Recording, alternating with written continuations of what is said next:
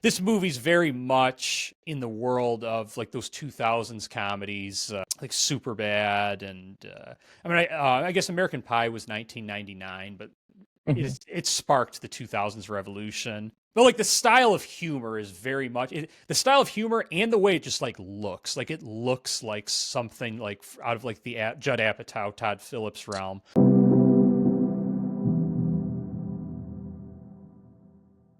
Welcome to episode number 25. I am joined today by Brendan Takish, who is the editor and co-producer on Hometown Summer. And yeah, we got an exciting announcement. We have the rough cut done, and It's true.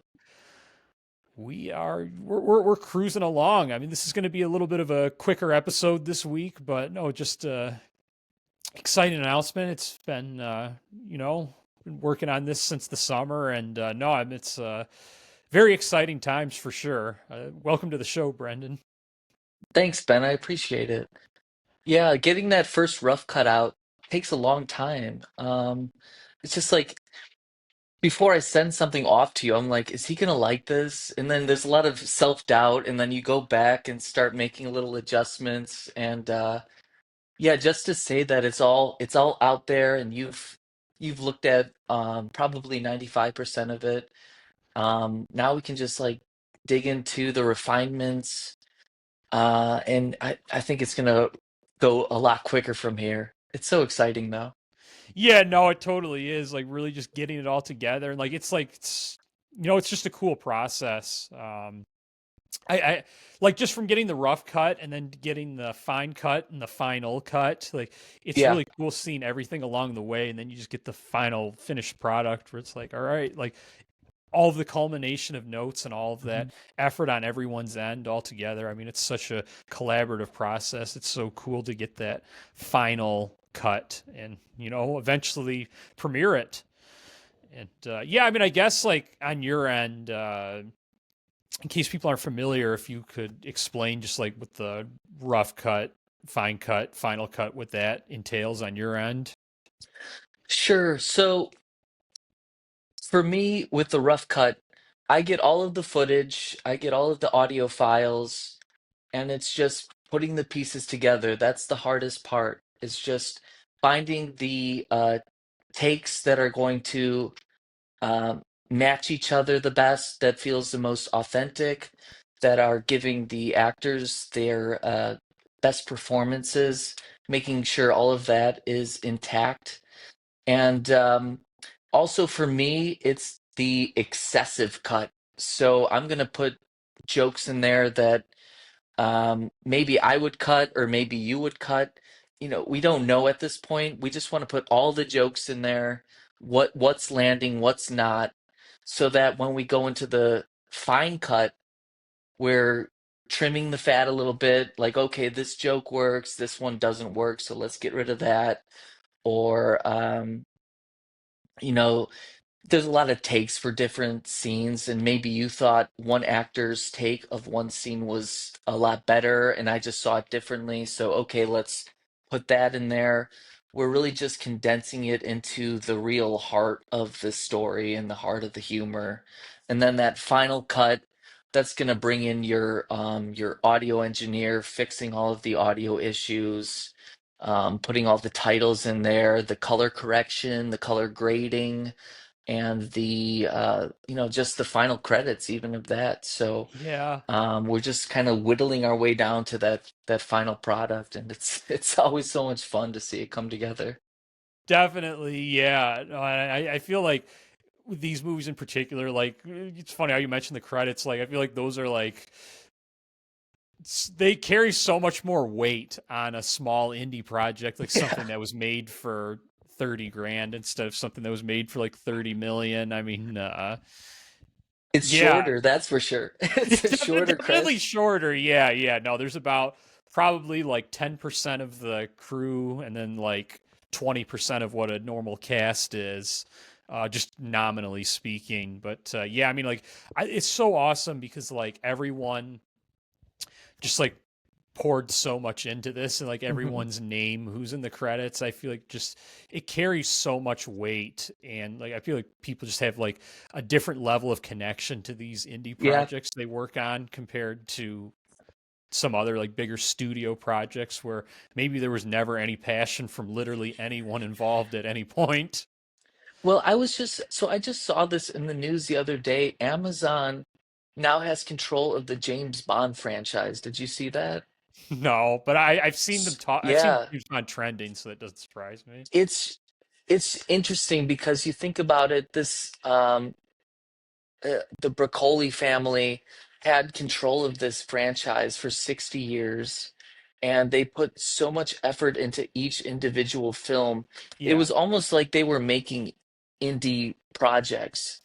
But now you give it to this giant conglomeration like Amazon, where yeah, you're worried, are they just gonna like throw out spin-offs and all of this? They're trying to make a movie once a yeah, year. It's like the bigger the company gets, like the less creative it becomes. It just becomes this product. yeah, That's my big concern with the James Bond franchise, but that also goes for something like Hometown Summer, where you've dedicated a year's worth of work toward it. It's coming up on the second year, and the actors, everyone in the crew are just um, wherever they are needed to make this project happen. They feel totally comfortable, and they just want to see it be the best it can be. You know what I mean? yeah, definitely. Yeah, no, I mean that definitely is what makes smaller projects so much more special, and like why I feel like a lot of like the best movies that are coming out nowadays are independent films or studio projects where the studios don't care as much about what happens because they're made for such a low True. budget. Um, yeah, It's true. A24 is a good example of that. yeah, They're getting more popular now, but they were one of the first companies where they're just like, we're going to take a risk with this, and yeah. they gave the director and the writer a lot of control that a lot of these bigger Hollywood companies wouldn't even attempt to do. Yeah, no, totally. A24 Neon. Hmm. Yeah, hopefully we see some more. But yeah, I mean, you talked about the jokes. Like, this is everything is going to be in the rough cut, and it's Hmm. at like roughly an hour and 50 minutes right now. Yeah, And in the end, I mean, I don't, especially because like I'm not a studio. Like we don't have like it has to have this runtime. I'm assuming in the end, it's probably going to end up being somewhere between an hour and 30 and an hour and 40. yeah. But yes, like it's definitely going to be shorter than it is. But like you talk about the jokes and the humor, and I thought an interesting thing to think about is Hometown Summer is very much, and to anyone who is just jumping in and it hasn't seen any of my videos before, thank you very much for coming in. And just to give you a brief overview of what the film is about. It's about three childhood best friends who all have the same plan to attend the same college, and their plan gets thrown for a whirl in a summer filled with drugs, sex, and bad business decisions. This movie's very much in the world of like those 2000s comedies, like Super Bad, and I guess American Pie was 1999, but Hmm. it sparked the 2000s revolution. Um, but like the style of humor is very much the style of humor and the way it just like it looks like something like out of like the Judd Apatow, Todd Phillips realm. And in no way am I like comparing myself as a writer or director of those guys, because those guys are miles ahead of me. Like I hope to someday become 20% of what they are. So I don't mean it in that sense, but like the characters and the jokes exist in the same universe as those sorts of movies. And yeah, I'm like curious, what does that like mean to you? Like like how is this different from like a comedy movie that would come out in 2025 with a like is it more than just like we're not like looking at this through like a lens of like you can't joke about this, you can't joke about that, blah blah blah blah blah, or is it something deeper than that? Because I feel like it is because I kind of think about some of those movies. I was thinking about it the other day, and I know I'm starting to ramble. I'll give you a Hmm. chance to talk in a second, but like Oh, go I for was it. thinking about some of the scenes in those movies. Like there's like the scene in Old School that that I love, where like he like re-grabs the gift for him, and it's a G-rated joke, but it's like really funny. But you would never see that, or like in Eurotrip, the McScusey, where like when he's like massaging him and like the train, and like that's a G-rated joke, but like you wouldn't see that in a 2025 comedy, but like you'll see like things that exist in that universe in like the work that I write, direct, and produce. And I'm like curious, like, do you know why that is? Like, what the difference is? There's a lot to unpack there. I mean, there's a lot of different things going on in the landscape of film in general and comedies. Mm-hmm. So like you said, yeah, there's this one issue where there is a lot more timidness to push the boundaries because uh, there's a fear that we're going to offend certain audience, and this is bigger with Hollywood actually because we're trying to sell tickets and we don't want to offend people who might come to the screening. So um, the fact that corporations and the studios have more control over the creative aspect of it is a Mm-hmm. big issue where they're going to say, no, you can't make that joke because that might um, limit some people from coming to the theater and that's going to hurt our bottom line. That's a big issue.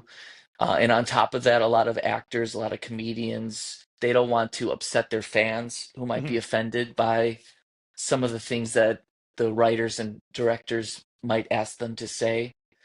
Mm-hmm. So everybody is very cautious about the content. Um, Another thing that came to mind for me is just the way that these comedies are put together. They're very sterile and they're a very high concept. Whereas Yeah, that's a good one. um, they have this idea for like a big joke that they're going to run through the movie, and then they're sometimes very self-referential. I know this isn't really a comedy, but I just saw Heart Eyes, and we kind of talked about It this. is considered to be a comedy. I Yeah. mean, it was going for it. It was definitely going for it, but it's so self-aware, and it has um this concept that they're trying to do that okay, there's this killer on Valentine's Day, and we're going to do it like a romantic comedy. Yeah. And it's very surface level. It's very I say sterile because it's just like uh it's it's surface level. So they're taking that concept and they're just running with it, and there's no nuance to it. They're not adding anything additional. All the jokes, you know, they're coming. The really funny thing about some of these early 2000s movie that I think is that they take a situation and uh, they start from this very micro level and they grow from there. So like you were saying with that old school scene where it's just like wrapping a gift, that's like that's such a small minor thing that wouldn't be in a movie like today because um what is it? They're looking at the idea of like a friendship dynamic and these awkward things that could happen.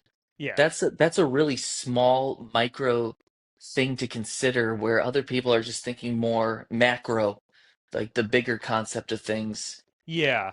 And not only that, so they take that scene and they say, okay, how could we make it even more awkward? And they just keep drilling down. Um, that's a big thing where like with humor, you start with this concept and you play with it and you keep drilling down and down and like how can we make it even more awkward from here.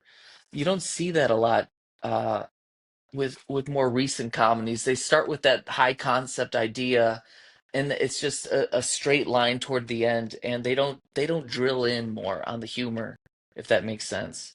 Yeah, no, I think that's a great observation, and that's not the first thing that came to mind. But no, I think that's a really great description. And yeah, I mean, so like, I think part of that's just like I don't, do you think it's like being lazy to an extent? It's so lazy. Okay. It's playing to the common denominator. Yeah. Again, it's like the studios are like, we have to sell this movie Yeah. and we can't take these risks. So let's just play out, okay, this high concept idea.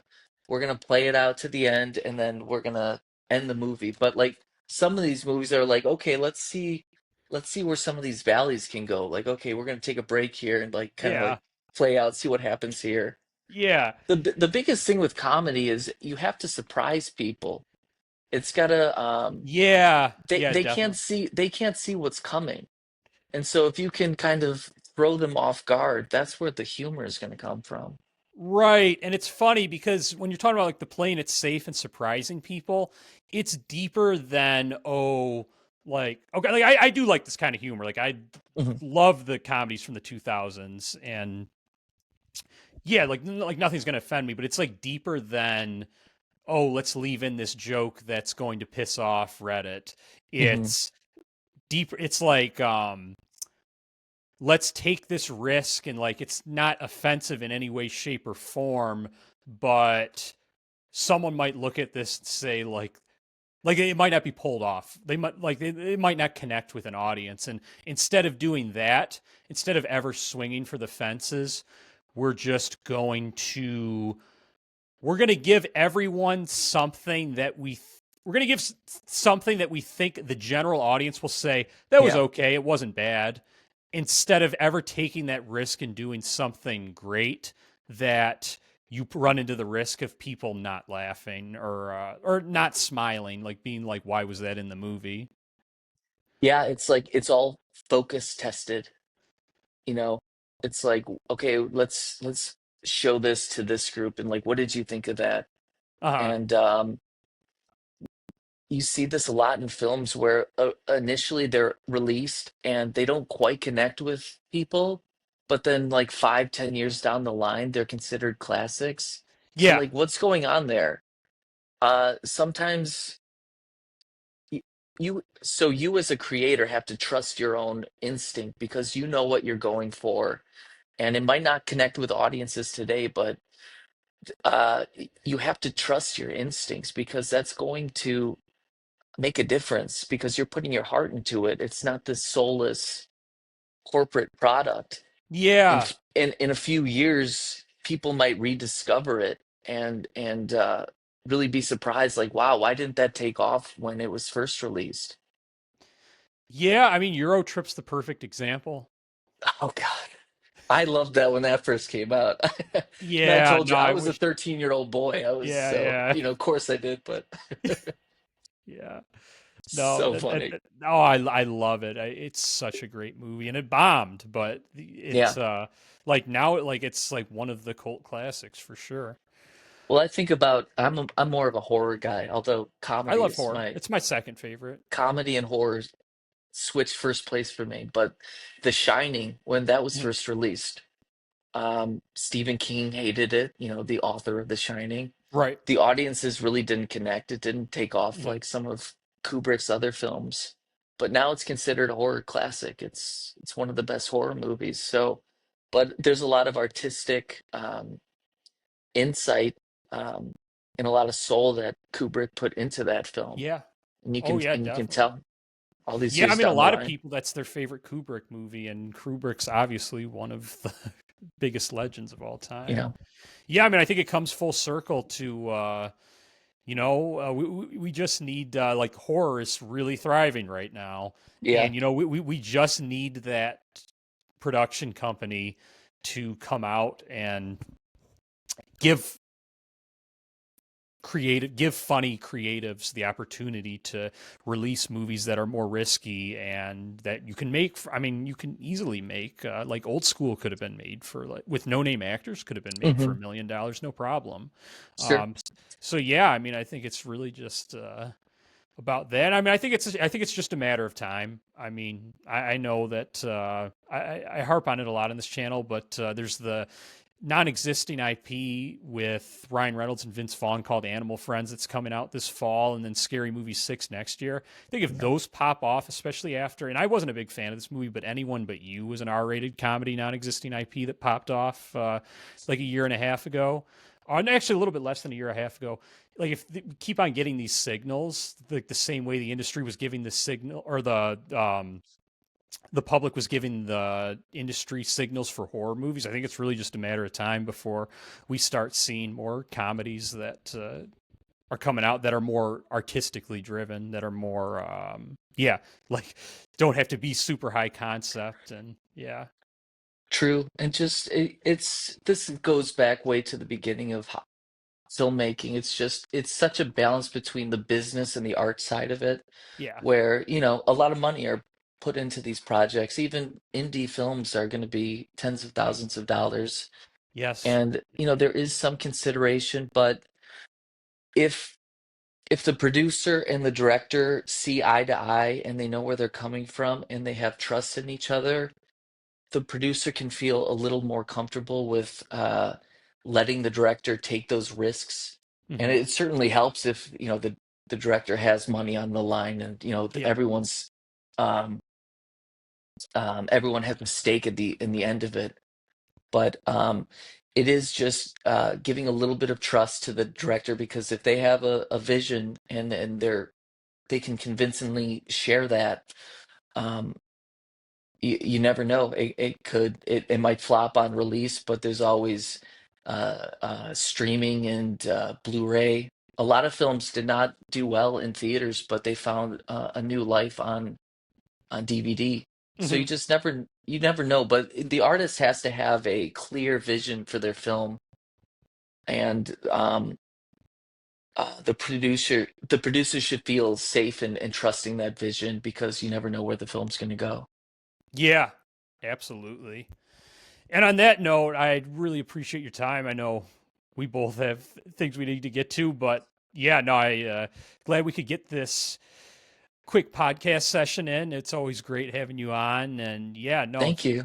very happy with how things are coming along with Hometown Summer. And to everyone listening, if you're interested in getting more frequent updates, you can sign up for an email list at hometownsummer.com, which I'll be posting in the pinned comment. And I'll also send you a free copy of Rosetta Stone, which Brendan actually edited as well and had a heavy Oh hand in. man, Uh, nice. That's cool.